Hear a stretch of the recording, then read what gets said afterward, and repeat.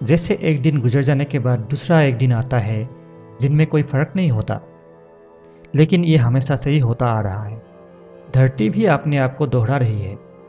इसका मतलब ये है कि जो बीत गया है वो फिर से होगा और जो अब है वो बीती बात बनकर रह जाएगी। आसान बातों में बोला जाए तो डायनासोर को ही ले लीजिए।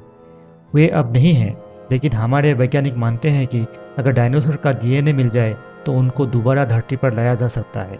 मतलब धरती अपने आप को दोहराएगी। नमस्कार दोस्तों, आज के इस एपिसोड में आपका स्वागत है। आज इस वीडियो पर मैं कुछ ऐसे तथ्य आपके सामने रखूंगा जिससे ये लगता है कि आज जो है वो हजारों साल पहले हो चुका है।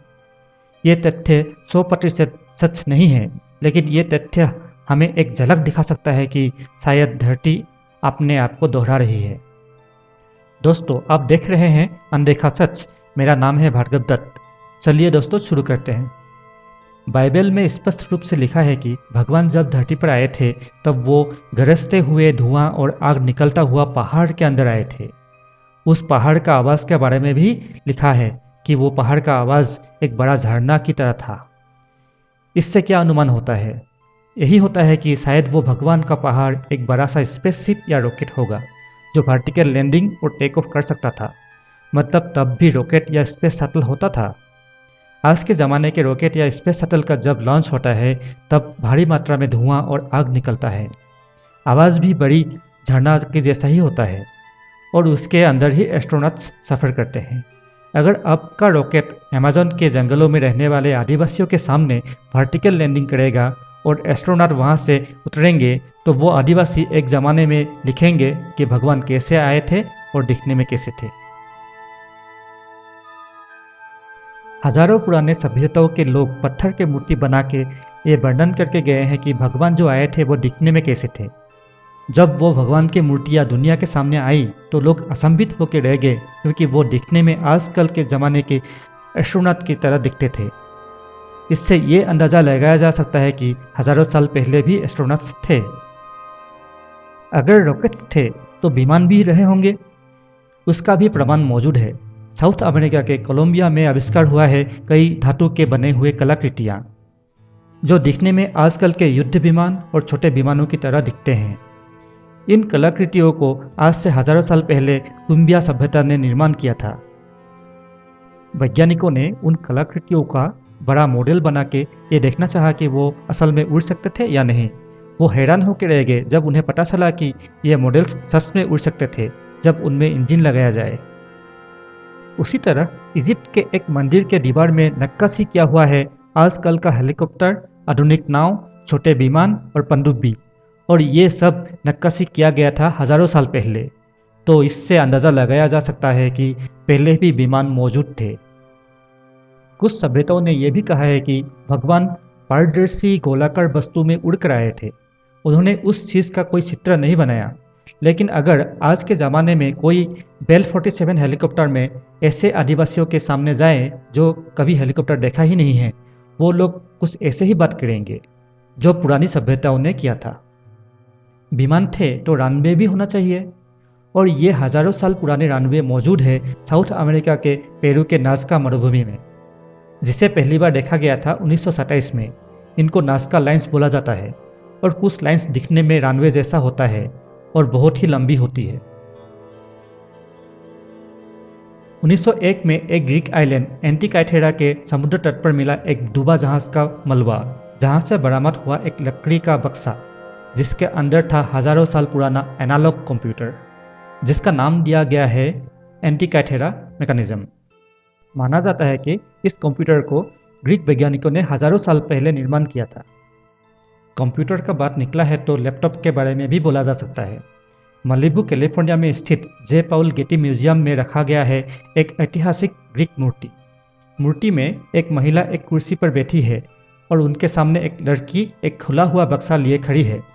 अनुमान लगाया जा सकता है कि महिला ने ही बक्से को खोला है और बक्से की ऊपर के भाग की तरफ देख रही है, ना कि नीचे के भाग की तरफ। बक्से के नीचे के भाग के किनारे पे 2 छेद है। बक्से को देखने से ही लगता है कि ये एक मॉडर्न लैपटॉप है जिसमें USB और पावर पोर्ट है। लेकिन इस मूर्ति को भी बनाया गया था हजारों साल पहले। कोई दावे से नहीं कह सकता है कि ये लैपटॉप ही था, लेकिन इसे देखने से मन में अनेक विचार आ ही जाते हैं। तो अगर एक बार के लिए इन सभी तथ्यों को देखा जाए तो लगता है कि जो आज है वो पहले होकर गुजर गए हैं। धरती अपने आप को दोहरा रही है। अगर बहुत साल पहले आज जो है वो सभी मौजूद थे तो कहाँ गए? शायद उनका समृद्धिशाली होना ही उनके लिए खतरनाक हो गया। हजारों साल पहले हुए पारमाणविक युद्ध और एटम बम का विस्फोट भी सामने आया है। कई शोधकर्ता ने प्रमाण किया है कि मोहेंजोदारो और हड़प्पा सभ्यता आज से 6000 साल पहले न्यूक्लियर एक्सप्लोजन से गायब हो गया था, जिसका रेडिएशन अभी भी मापा जा सकता है। ये विस्फोट हिरोशिमा और नागासाकी जैसा ही था। भगवद गीता और महाभारत में भी कुछ ऐसे दिव्यास्त्रों के बारे में उल्लेख है जिनका प्रयोग न्यूक्लियर एक्सप्लोजन जैसा ही था। आज के दुनिया के कुछ गुरुत्वपूर्ण लोग टाइम कैप्सूल के द्वारा आज का सब तथ्य जमीन के नीचे छुपा कर रखे हैं। ये टाइम कैप्सूल न्यूक्लियर एक्सप्लोजन को भी झेल सकता है। सब तबाह होने पर भी ये बच जाएंगे। उसी तरह शायद पुराने ज़माने के आधुनिक लोग भी कुछ ऐसा ही सोचा होगा, लेकिन वे वो तथ्य कहाँ छुपाए थे? उनको भी ऐसे रखना था कि न्यूक्लियर एक्सप्लोजन कुछ ना कर सके और युद्ध क्षेत्र से दूर हो। यहीं पर ख्याल आता है ग्रेट पिरामिड्स का। पिरामिड्स भी बहुत दूर बिना आबादी वाले जगह पर बनाया गया था और माना जाता है कि न्यूक्लियर एक्सप्लोजन से भी पिरामिड्स का कुछ नहीं होता है। तो शायद पिरामिड एक टाइम कैप्सूल है जहां सभी राज छुपे हैं, लेकिन हम लोगों को ये टाइम कैप्सूल खोलना नहीं आता। तो माना जा सकता है कि पहले भी वर्ल्ड वॉर हो चुके हैं और ये इतने भयानक रहे होंगे जो सभी को नाश कर गए। धातु के शीश जो बचे हुए थे वो भी हजारों साल में धूल बनकर धरती में समा गए। बचे होंगे तो आदिवासी लोग जो जंगलों में रहते होंगे, जिन्होंने सब कुछ देखा और सुना था। वही आदिवासियों से शायद आज हम विकसित हुए हैं। आज हम लोगों का हथियार इतना प्रभावशाली है कि सब कुछ फिर से तबाह करने के लिए काफ़ी है। और कभी अगर तीसरा वर्ल्ड वॉर हुआ तो सब मिट जाएगा। जो भी अवशेष बचेंगे वो भी हजारों साल बाद धूल बनकर धरती में विलीन हो जाएगा। ऐसा लगेगा धरती पर कुछ था ही नहीं, सिर्फ रेगिस्तान और जंगल रह जाएंगे और उन जंगलों में ही होंगे आज के आदिवासी और अगले पृथ्वी के आधुनिक सभ्यता बनाने वाले लोग, जो प्रश्न करेंगे क्या धरती अपने आप को दोहरा रही है? आशा करता हूँ दोस्तों आपको ये वीडियो पसंद आया होगा। अगर पसंद आया है तो लाइक ज़रूर करें और सब्सक्राइब ज़रूर करें, क्योंकि मैं इस चैनल पर ऐसे ही तथ्य आपके सामने लाऊंगा जो आपने पहले सुना नहीं होगा। तो दोस्तों मिलते हैं अगले वीडियो में, तब तक के लिए नमस्कार।